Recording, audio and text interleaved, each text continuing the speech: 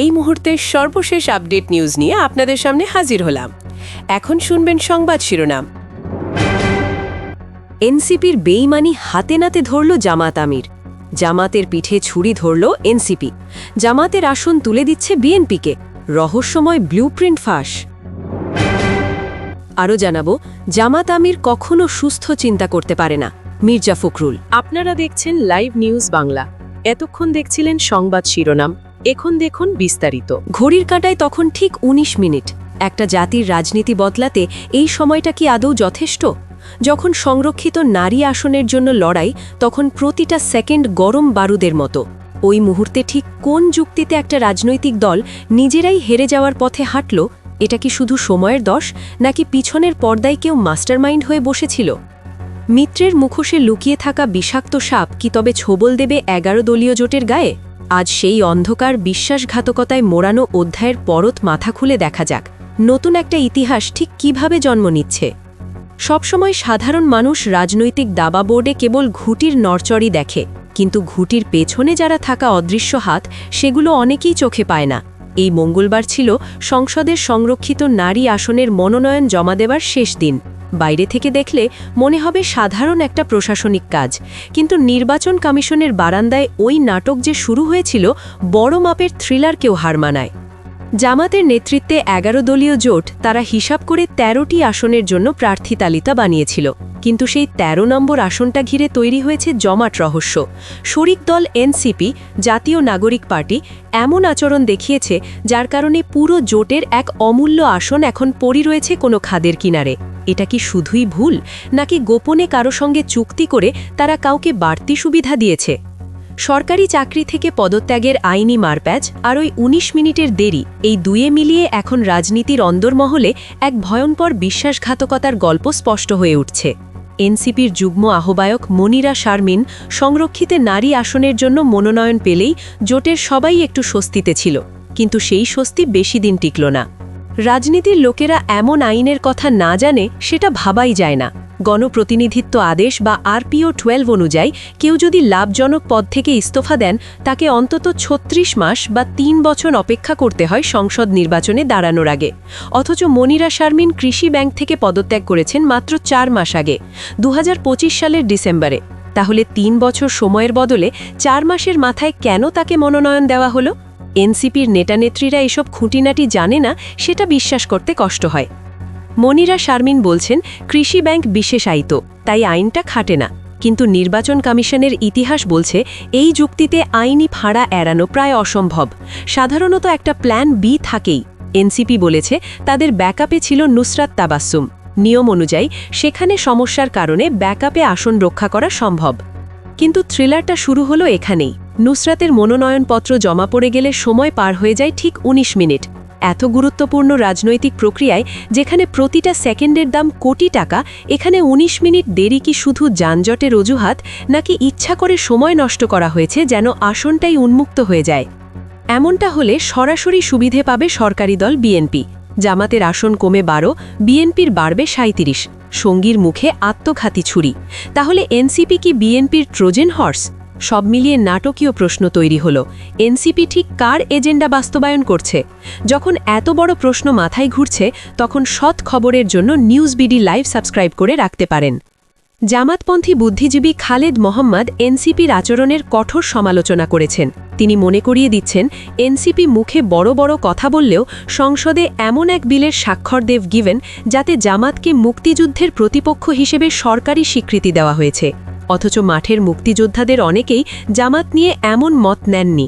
তাহলে এনসিপি ঠিক কার উদ্দেশ্য সাধন করছে? জোটের শরিক হয়েও কেন পিঠে ছুরি মারছে? বিএনপি জামাতের জোটে অতীতেও অনেক টাফ সময় এসেছে, কিন্তু এমন বিভ্রান্তি দেখা যায়নি। এনসিপি আর তাদের ছাত্র সংগঠন ছাত্রশক্তি খোলাখুলি জামাত শিবিরের বিরুদ্ধে অবস্থান নিচ্ছে।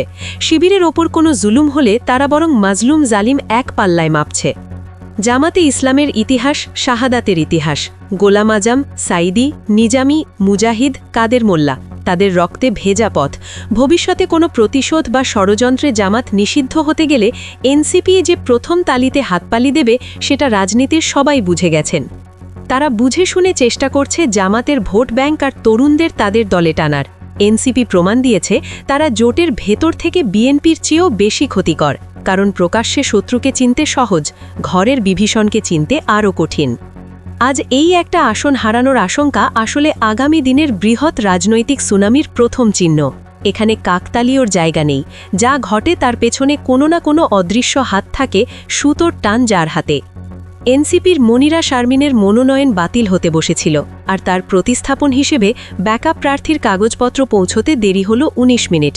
ব্যাপারটা কি শুধু একটা দলের অদক্ষতা, নাকি মুখে বলা যায় পরিকল্পিতভাবে নিজেদের ডুবিয়ে ফেলার বা পলিটিক্যাল সুইসাইডের একটা স্পষ্ট চাল? এখন আর কেউ গুজব বলে পাশ কাটাতে পারে না। তদন্ত বলছে এনসিপির ভেতরের কিছু নেতা বিএনপির সাথে গোপন আঁতাতে জড়িয়েছে। এই সত্যটা উন্মোচিতই। জামাত নেতৃত্বাধীন জোট তাদের অধিকার থাকা ৩ নারী আসন ত্যাগ করে শরিকদের হাতে তুলে দিল। বিনিময়ে তারা কি পেল? এনসিপি সেই ত্যাগের সম্মান রাখল, নাকি সুযোগ নিয়ে বরং জামাতকেই দৌড়াতে পাঠালো? কেউ যদি মনিরা শারমিনের যুক্তি একটু খেয়াল করে, দেখবে এখানে একটা স্পষ্ট সাংঘর্ষিকতা আছে। ও বলছে কৃষি ব্যাংক নাকি বিশেষায়িত ব্যাংক, টেকনিক্যালি লাভজনক পদ নয়, কিন্তু নির্বাচন বিধি আর আগের সব নজির পরিষ্কার। সরকারি চাকরি মানে বেতনভোগী পদ নির্বাচনের দৌড়ে লাভজনক ধরা হয়। এতটা স্পষ্ট ব্যাপার এনসিপির কেন্দ্রীয় লাইন শাখা জানত না, বিশ্বাস হয় না। বরং সোজা কথা, জেনে শুনে নাম মনোনয়ন বাতিল হবে বলেই মনিরাকে সামনে পাঠিয়েছিল। উদ্দেশ্য ছিল একটা আইনি জটিলতা তৈরি করে তৃণমূল কর্মীদের বিভ্রান্ত করে বিএনপির আসন ফাঁকা করে দেওয়া। এসবই যেন সাজানো নাটক। ১৯ মিনিট হয়তো শুনতে বেশিই ছোট সময়, কিন্তু এই শেষ মুহূর্তে ওই দেরিটুকু আসন বাঁচানো আর বাঁচাতে না পারার ফারাক গড়ে দেয়। এনসিপির প্রতিনিধিরা যখন নুসরাত তাবাসসুমের মনোনয়ন হাতে নিয়ে নির্বাচন কমিশনে যাচ্ছে, তারা কি জেনে বুঝেই আলসেমি করেছিল? মাঠে কান পারলে ১৯ মিনিটের এই দেরিতেই সবচেয়ে রহস্য। আলোচনায় আসা বড় ডিলটা তখনই চূড়ান্ত হয়েছিল হয়তো। সেটা এমন, এনসিপি আসন ছেড়ে দেবে আর কিছু বড় রাজনৈতিক সুযোগ নেয় পর্দার আড়ালে। এনসিপি আসলে ১১ দলীয় জোটের মাঝে বিএনপির টোপ গুজে রাখা ট্রোজেন হর্স, এর সবচেয়ে বড় প্রমাণ এটাই। খালেদ মোহাম্মদের মতো জামাত মনে বুদ্ধিজীবীরা তো এতদিন ধরে বলে আসছেন এনসিপি সংসদে জামাতকে প্রতিদ্বন্দ্বী বানানোর পক্ষে সরকারি স্বীকৃতি দেওয়া হয়েছে। তারা কিভাবে আস্থার শরিক? তার ভাষা খুব খোলামেলা।